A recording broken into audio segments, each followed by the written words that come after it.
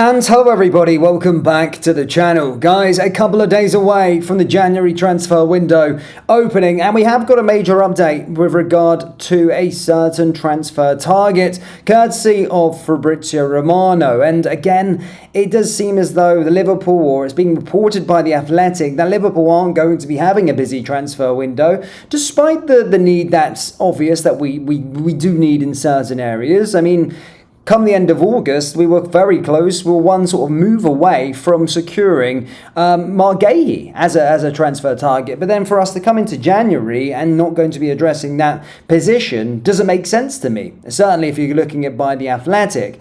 Marguerite is unlikely to move in January, and it's unlikely that we are going to be revisiting this transfer in January. That's the update that we provided to you yesterday. And it does seem as though Marguerite will likely move in the summer, as 7 clubs are currently circling for his signature. However, there may just be yet another transfer blow courtesy of Fabrizio Romano, of which we're going to be getting into in today's video. As always, guys, please do hit the like button, hit the subscribe button for more. And we are going to be keeping you up to date with all of the sort of transfer ongoings this transfer window. So yeah, do hit subscribe, and let's get into today's video. So yes, Semenyo. Now, of course, Fabrizio Romano, I mean, look, we already know this sort of saga. We've been reporting on it. Fabrizio Romano has been teasing us with this potential transfer, and it does pain me to see this. But the last update that he said was Manchester City had been pushing a lot in the last 12 hours to try and advance on the Semenyo deal. That was on December 23rd. They also said that Manchester United are still insisting. Liverpool are monitoring, but Chelsea are out. Then he said yesterday, or early into the morning, Manchester City will talk again with Bournemouth to try to negotiate Semenyo deal wrapped up this week. They want to get this deal done. But he also mentioned our name here again. Manchester City remain confident after verbal agreement with Semenyo, despite the calls from Liverpool since November. It's obviously clear that we've been trying to get Semenyo to the football club. That's clear to see. However, it does look as though Manchester City are doing the legwork at this moment in time and are going to get the deal struck. Because that was from Romano. Then Sky Sports literally reported a couple of hours ago that Manchester City have officially opened talks now with Bournemouth to negotiate the finer points of Semenyo's £65 million release clause. So all signs point towards Semenyo going to Manchester City. Of course, this is frustrating. A lot of us seeing this guy as potentially a quality Mo Salah replacement, a player that would be something that we would need. Despite that, I do think we need to try and address the defensive situation as well. But certainly, yeah, this is a bit of a blow. What a really, really good player going on his way to sort of Manchester City. Part of me thinks that we're out of the title race. Well, we are out of the title race in my personal opinion. But I do feel Semenyo going to Manchester City to make them stronger. I'd rather City win the league than Arsenal.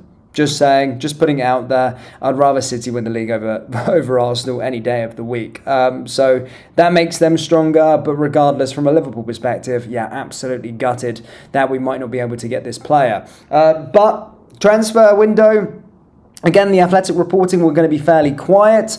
Despite our name being linked with a few other players, I think it remains certain that we do need some defensive reinforcement, so we'll certainly find out what happens in due course. In other news, Florian Wirtz always believed his moment in a Liverpool shirt would arrive, and against Wolves at Anfield, that belief was finally rewarded. The German playmaker ended his wait for a first Reds goal in Liverpool's hard-fought 2-1 win, a strike that felt significant not just for the scoreline, but for what it represented after weeks of intense scrutiny. Signed for a staggering £116 million from Bayer Leverkusen, Wirtz has been one of the most closely watched players in the Premier League this season, with expectations amplified by both his price tag and reputation. Some sections of the media have been quick to judge his early output, but Wirtz has remained calm throughout. Speaking to Premier League Productions after the final whistle, the 22-year-old revealed that he never doubted himself, even during his goal drought.